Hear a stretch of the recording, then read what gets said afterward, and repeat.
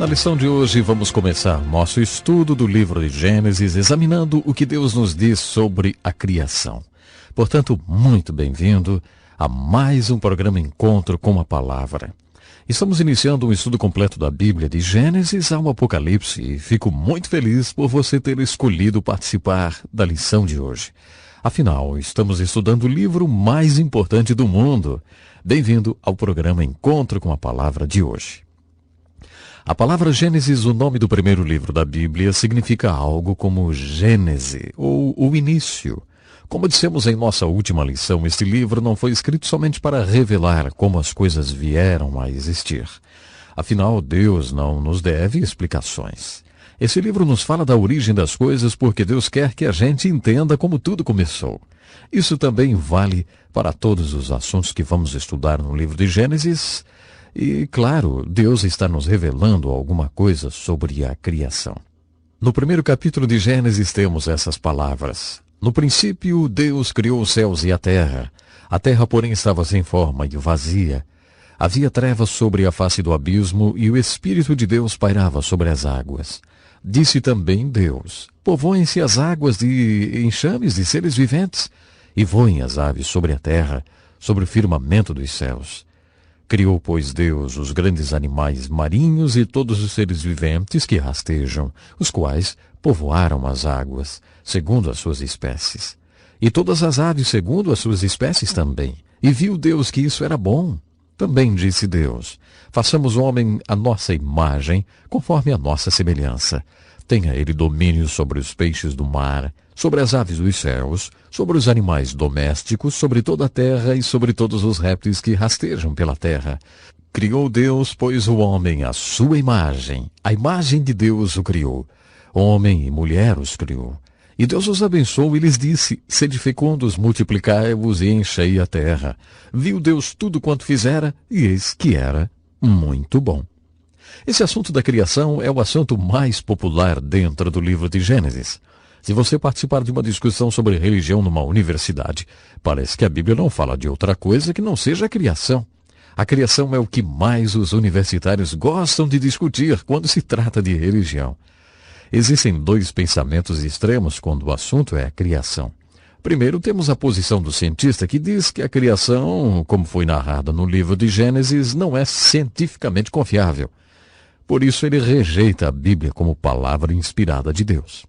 A outra posição, que é o oposto da primeira, é a do crente conservador, que aborda o assunto com uma outra pergunta. A ciência é biblicamente confiável? E dizem mais: a Bíblia não está sujeita a julgamento. A ciência é que está. A questão aqui não é se a Bíblia é científica, mas sim se a ciência é bíblica. Esta é a questão. A Bíblia e a ciência são compatíveis quando a Bíblia aborda um assunto como a criação? Esta é a verdadeira questão aqui, e é uma questão muito popular. Precisamos colocar algumas coisas em perspectiva agora. Primeiramente, se você pensar em termos de ciência e em como um cientista é, se você pensar sobre os métodos do cientista como ele próprio os define, você pode chegar a algumas conclusões. Você vai acabar chegando a essa pergunta: será possível um cientista crer em Deus e continuar sendo um cientista? Baseado na maneira com que os cientistas definem por conta própria os parâmetros dos métodos da ciência, nós temos aqui uma questão interessante. Com certeza, um cientista pode ser teísta. Muitos cientistas são teístas devotados. Mas baseado na definição que eles próprios têm do método científico, parece que quando um cientista é teísta, ele não está sendo científico ou não está sendo teísta quando é cientista. Teísta é aquele que acredita em Deus. Os cientistas lidam com dados ou fenômenos que podem ser observados. Eles lidam com dados que podem ser estudados objetivamente. Baseados nas observações desses dados, eles fazem experimentos. Em seguida, eles tiram conclusões e fazem aplicações. É isso que significa ser científico e utilizar métodos científicos. Há um senso comum, novamente, de que quando um cientista expressa a fé, ele não está sendo científico. A Escritura diz em Hebreus, capítulo 11, verso 6, sem fé é impossível agradar a Deus, porquanto é necessário que aquele que se aproxima de Deus creia que Ele existe. Esse verso não diz que, a menos que você seja um cientista, você não poderá agradar a Deus. e nem que você só pode se aproximar de Deus se você for um cientista. Deus não tem um plano especial de salvação para cientistas. Os cientistas têm de chegar a Deus do mesmo jeito que todo mundo tem, pela fé. E a fé que nos leva a Deus e torna possível, então, que venhamos ter uma vida que agrade a Deus. A fé é um dom de Deus. Novamente, deixa eu dizer o seguinte, baseado na maneira com que alguns cientistas descrevem o funcionamento dos métodos científicos, quando o cientista recebe o dom da fé, como qualquer outra pessoa, quando ele crê no sobrenatural, quando ele chega a conhecer a Deus e viver uma vida que agrade a Deus, quando ele chega a isso, ele não está sendo científico, literalmente falando. Veja, Deus é um espírito, e aqueles que o adoram e chegam a conhecê-lo, conhecem e adoram a Deus na dimensão espiritual da vida.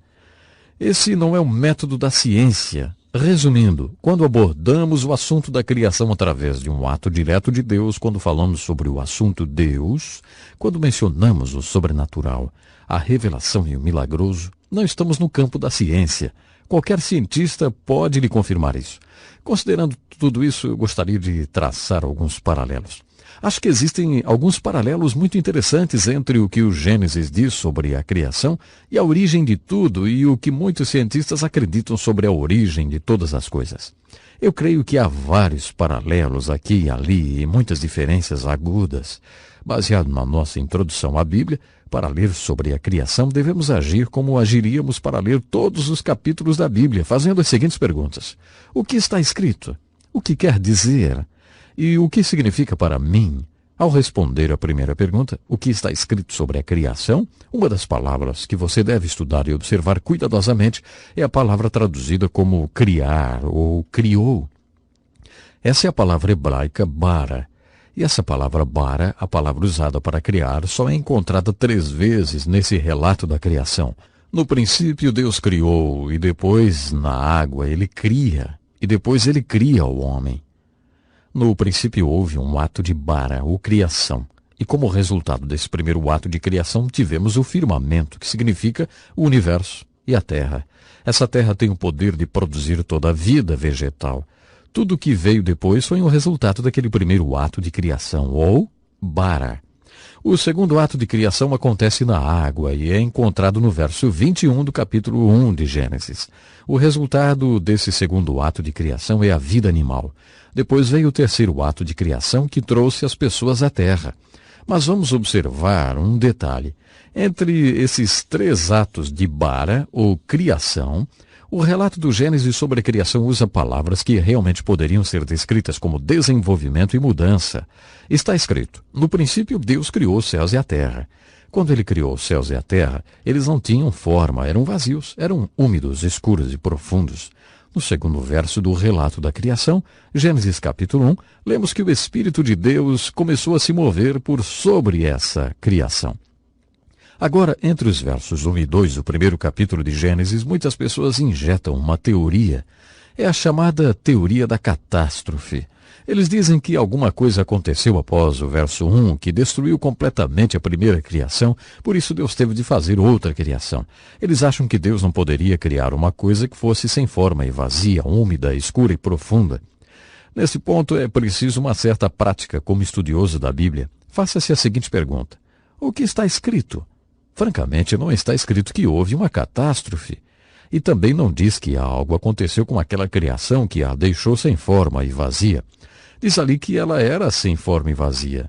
Era um caos, como dizem os teólogos. E diz ali, e isso realmente está escrito, que o Espírito de Deus começou a se mover sobre essa criação e a desenvolvê-la, e a manipulá-la e a transformá-la. Em Gênesis 1, entre os versos 1 e 21, lemos palavras como dividida, reunida e apareça. Por exemplo, lá diz que a terra seca apareceu.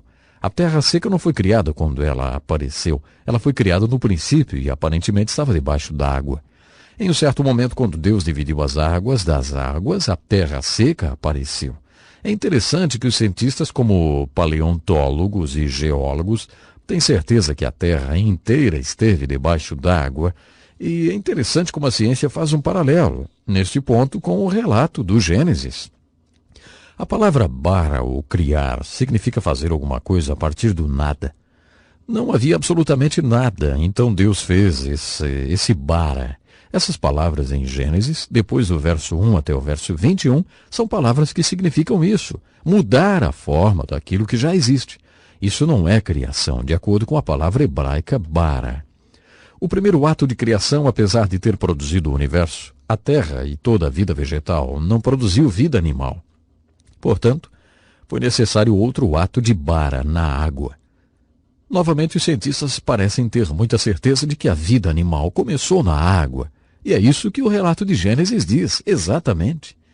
Tinha de haver um terceiro ato separado da criação.